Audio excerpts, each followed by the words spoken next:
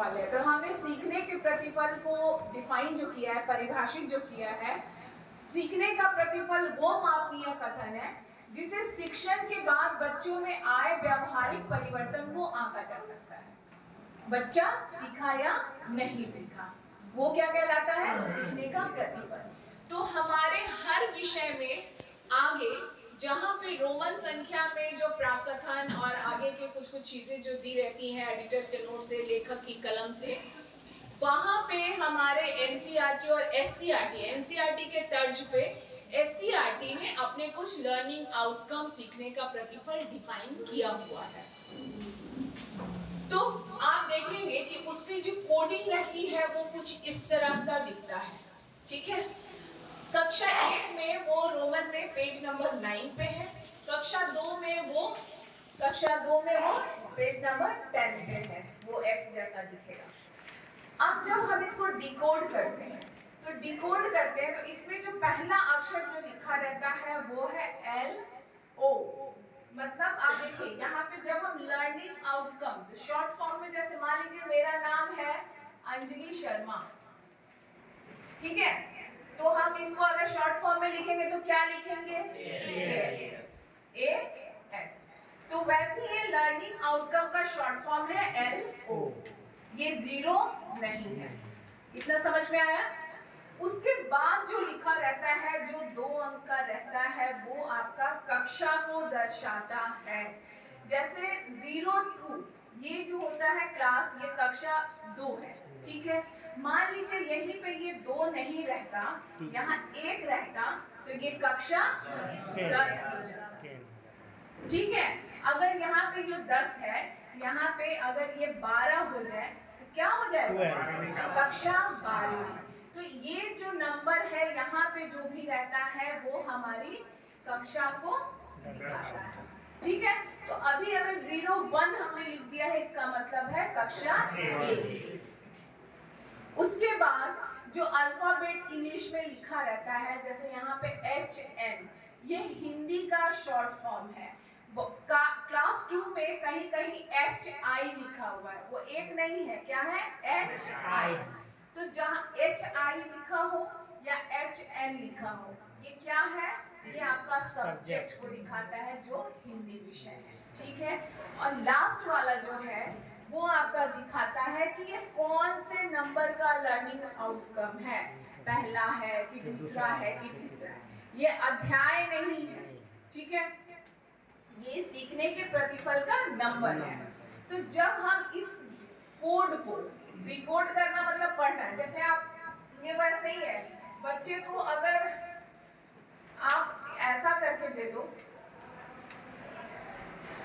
कौन सा शब्द बनेगा? अजगर।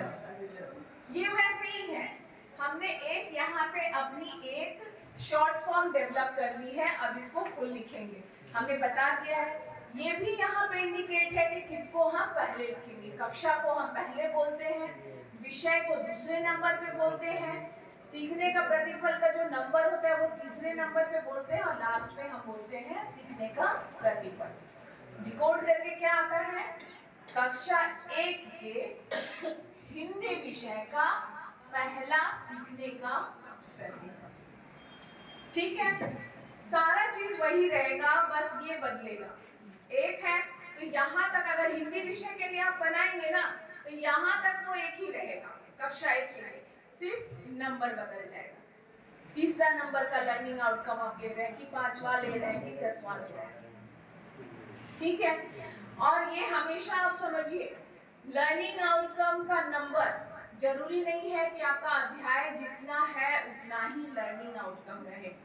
हो सकता है आपका लर्निंग आउटकम पूरा 15 दिया हो और अध्याय आपका 23 हो सकता है लर्निंग आउटकम ज्यादा दिया हो और अध्याय कम हो।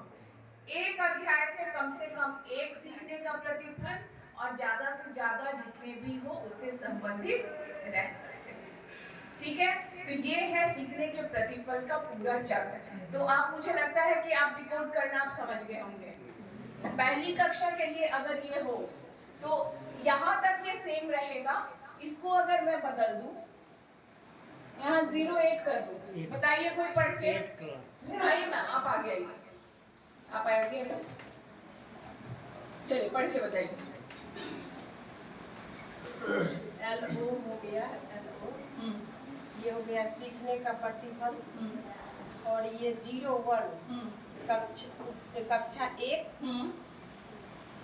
और ये HN है हिंदी विषय को सब्जेक्ट हो गया।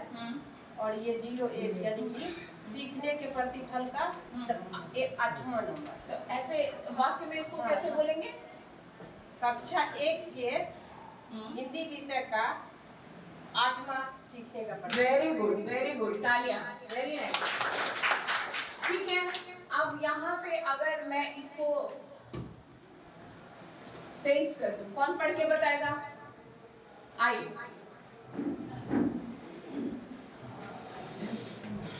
ये प्रैक्टिस की बात है और ये जानना बहुत जरूरी है, क्योंकि इसी से फिर आगे हम एकांश निर्माण सीखेंगे। इसको सब कोई नोट डाउन करके रखेंगे अपनी कॉपी में।